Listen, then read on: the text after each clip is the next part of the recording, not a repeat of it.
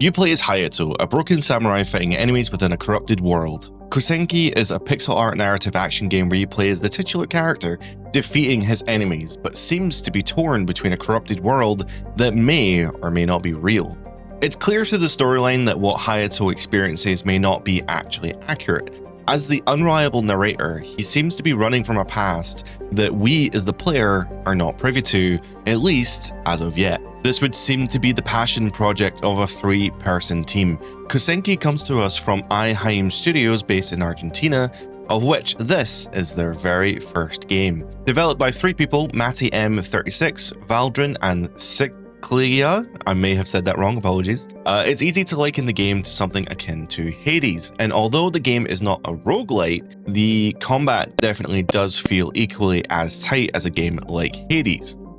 There is no release window for Kosenki as of yet, but the playtest is currently available on Steam, so should you enjoy anything that I'm about to show you or discuss, then you can register for the playtest while it's still available.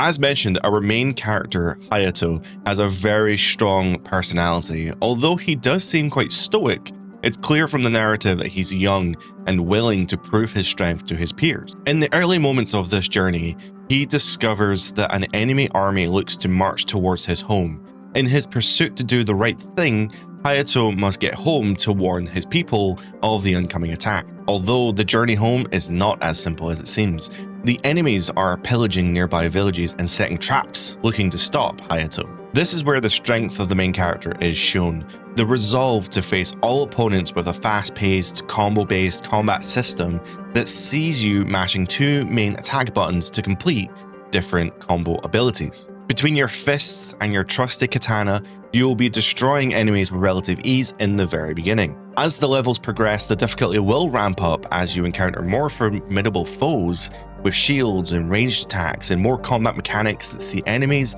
negate your attacks. I will say that perhaps I didn't fully grasp the storyline presented to me, but bear in mind that this is just a slice of the game. A demo, basically. We're experiencing a section of the game with no real context and no real understanding of the character motivations or relationship. It would appear on the surface that the main character is running from a dark past and a mysterious figure presents the main character with a revelation that they cannot comprehend. What this means for the narrative overall will have to wait to be seen. However, what is presented here is very interesting, and I cannot wait to experience more of this story. But the game's not without its issues, but thankfully we're in the playtesting phase of the game.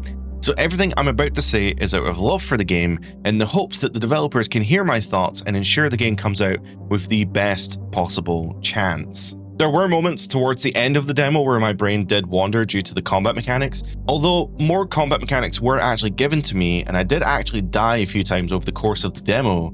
I found that just using combos would just end up feeling quite repetitive and simple. It would be awesome to find that in the main game there are more options for weapons and ability options that maybe open up the combat system just a little bit more. And I'm sure there will be, since this demo seems relatively small for the scale that they are aiming for. The environments were lovely, and there are a few hidden or divergent paths that contain treasures or new abilities. But my modern gamer sensibility is telling me that maybe these should be a bit more obvious when moving around. Likewise, it would be really good to have some kind of map system, as some of the environments are quite large, and I wouldn't want to get lost or miss anything due to this. Within the environments too, you can also destroy some boxes to gain currency to unlock new abilities. However, you need to hit these boxes multiple times to destroy them, which is just a little bit annoying. That doesn't ruin the experience, but it does slow down the game just a little bit. So I would hope in the final game that maybe just one hit will destroy these boxes. Finally, I did encounter a rather annoying bug where the selector in the menus was constantly pushing up. This didn't seem to happen on all menus and not when I was playing the actual game. But unfortunately in the skillet menu, I was actually unable to properly select abilities or even read what the upgrade would get me, as the selector would just go to the top of the page. This absolutely may have been a me problem since I was using a Steam controller, But it would be nice if that could be fixed for the final game, if it actually was a game issue. Kosenki merges a seemingly deep narrative with interesting characters and even more interesting combat opportunities.